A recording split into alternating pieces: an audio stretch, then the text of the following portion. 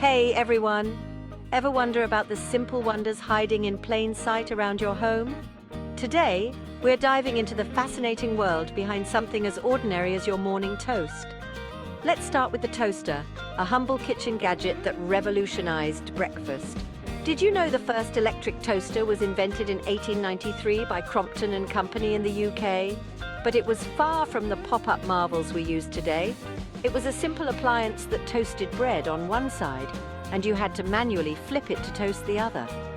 It wasn't until the 1920s that the automatic pop-up toaster made its debut, thanks to Charles Strite, making breakfast a whole lot easier. Now let's talk chemistry, specifically the Maillard reaction. This is the process that gives your bread that delicious golden brown color and makes it taste toasty. When you heat bread, the sugars and amino acids react, creating new flavors and aromas. It's not just toasting. This reaction is also the secret behind the flavors of coffee, chocolate, and even barbecue. Moving on from toast to stains, ever wondered how that old stain removal trick with vinegar or baking soda works?